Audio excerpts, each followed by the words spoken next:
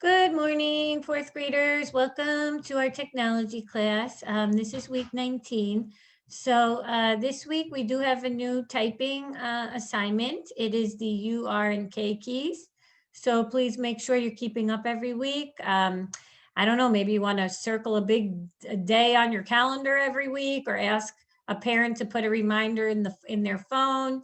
So that way you can choose a day, make it your typing day, and make sure you get your weekly typing assignments done. Okay, so please get those done.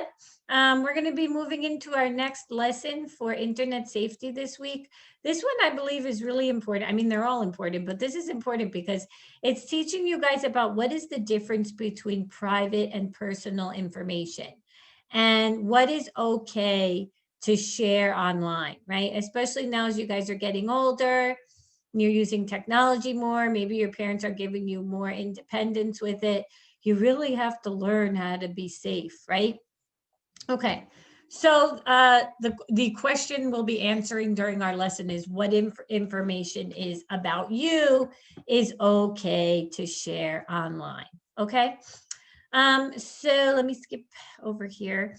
So we can't do the activity. It's kind of stinks, but we had an activity that we normally do when we're together in class, so we'll just have to skip that. But did you know that the human brain is wired to share with others? Well, God created us to be with other people, right? Where we want to get to know them. We want them to get to know us. We want to have a friendship with people. And sometimes we get really excited and we start sharing, and sometimes we might overshare, right? Maybe this has happened to you when you're in person. You're just like, there's a new friend or somebody, you haven't seen someone in a while, and you're just going on and on and on.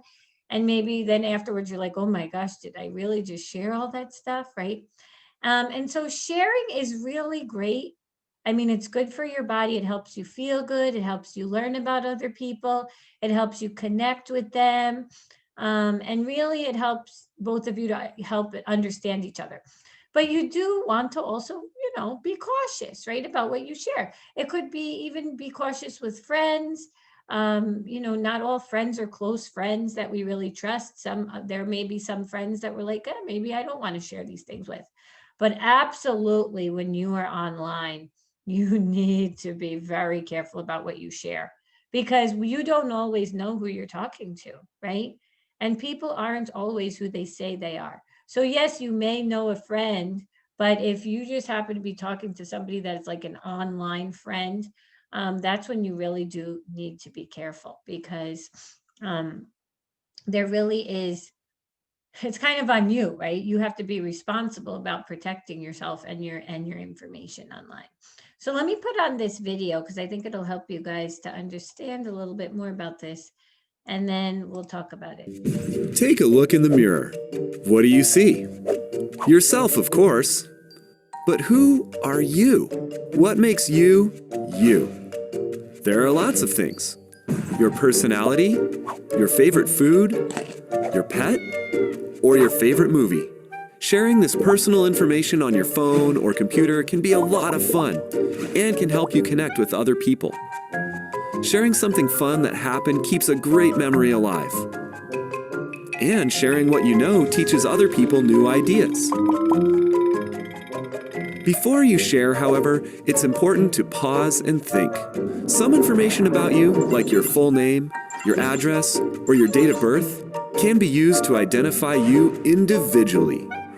This information is private and should not be shared online, unless you get permission first from an adult you trust. So, when it comes to sharing about you, personal info can be okay. But private info? No way. Think before you share. With friends, with your community, and with the world. So, what information do you share online? Okay. So definitely a good video to introduce you guys and get you to start thinking about this. We've learned about this in the past. So if you've been with me, third grade, second grade, we always go over these topics. But it's just that now you guys are getting older, right? And so you really do have to take it into your own hands how to be responsible, right?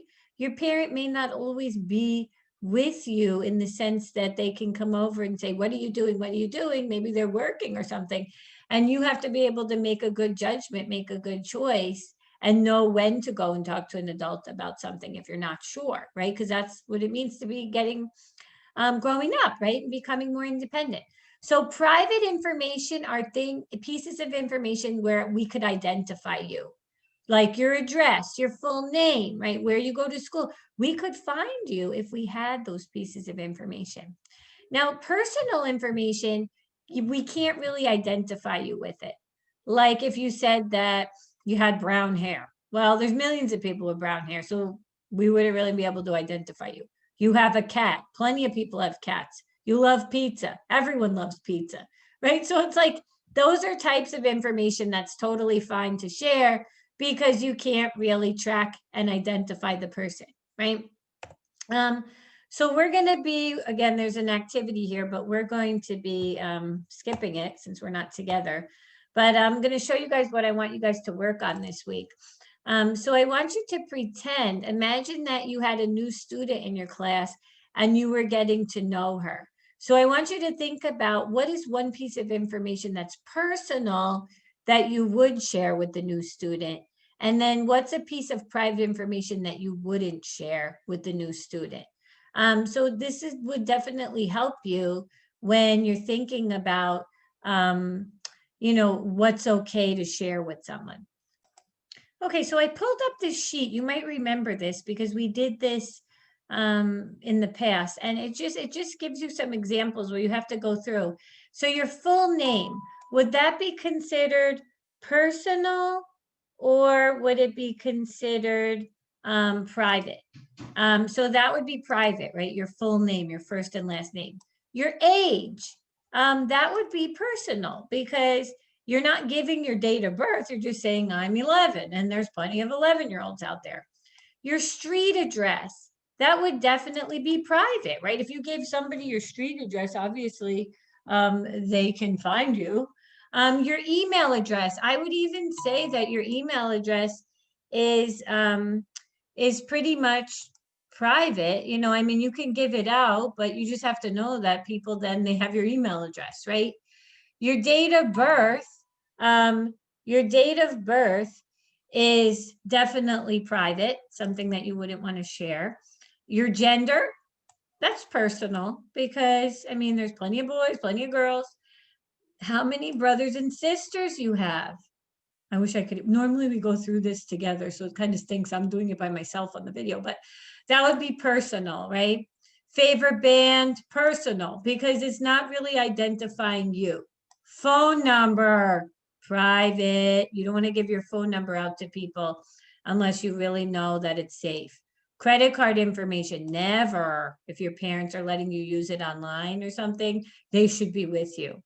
Favorite food, that's okay. It's personal. Name of your pet, personal. There's plenty of pets named Sparky. Mother's maiden name, that would be private information. And the name of your school, private.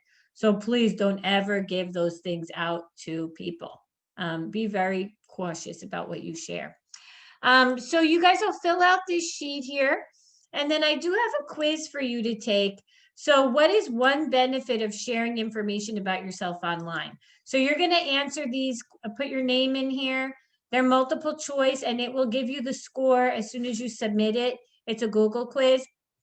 You have to mark down, is it private or personal? We just went pretty much over the whole list, so you just check off private or personal.